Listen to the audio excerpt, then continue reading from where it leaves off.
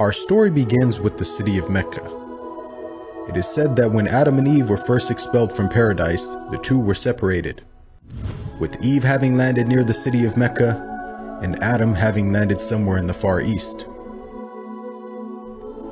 After many years of searching for one another, Adam finally managed to make his way down through the Arabian Peninsula to Mecca, and it was at the top of Mount Arafat, just outside the city of Mecca, where the two were finally reunited.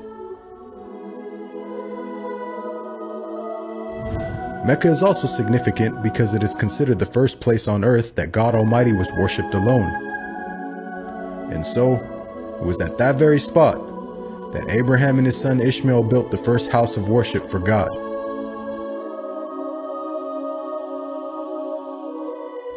In honor of this, God Almighty had built in the heavens a similar structure for the angels. And it is said that every day, 70,000 angels come to that building to perform their prayers and then leave, intending never to return again.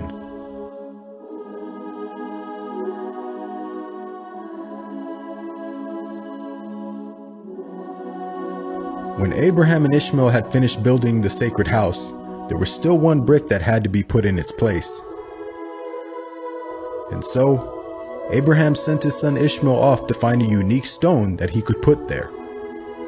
But God Almighty destined that the final stone that was to be laid would not be from the material of this world, but instead a stone directly from the heart of paradise. The angel Gabriel then brought the stone down to Abraham, who proceeded to put it in its proper place. It is said that when the stone first came down, it was a pure white color. But due to the impurities of this world and the sinfulness of man, the stone slowly began to fade and eventually turned black. As time passed, the city began to develop, with the people of Mecca remaining upon pure monotheism, worshiping one God alone.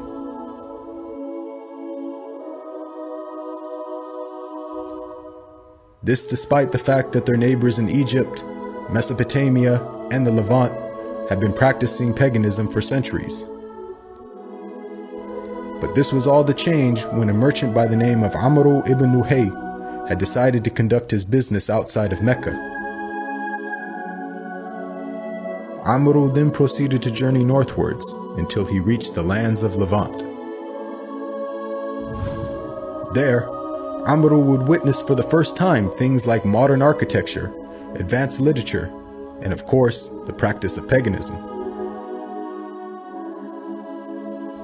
Amr was so impressed by all that he had seen that before leaving, he asked if he could take one of the idols back home with him.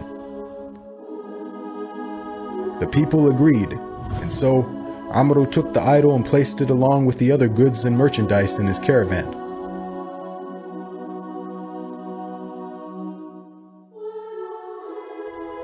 He then set out southwards, back towards the city of Mecca. When Amr arrived back home, he immediately took the idol and placed it right in front of the sacred house. He then proceeded to tell the people that this was now going to be the God that they worship. Sadly, this concept faced little, if no resistance.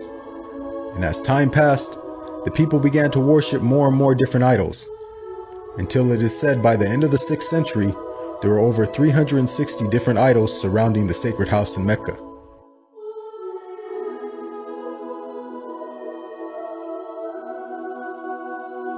As the years passed and paganism became more prominent throughout the world, the people who still practiced monotheism knew that the coming of a new prophet was close at hand.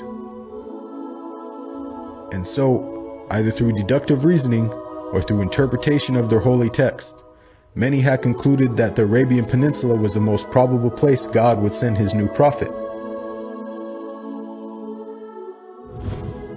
For at the time, the Roman Empire and the Persian Empire had extremely repressive governments and were hostile towards any type of rebellion, be it ideologically or politically.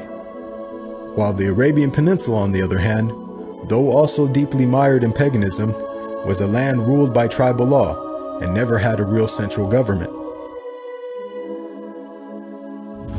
As time went by, It appears that more and more people began to move down to the Arabian Peninsula to await the coming of the next prophet. And so, in the very land in which man first worshipped his Creator, and where Abraham built the first house of worship for God alone, it was there where God had destined his last and final messenger would emerge.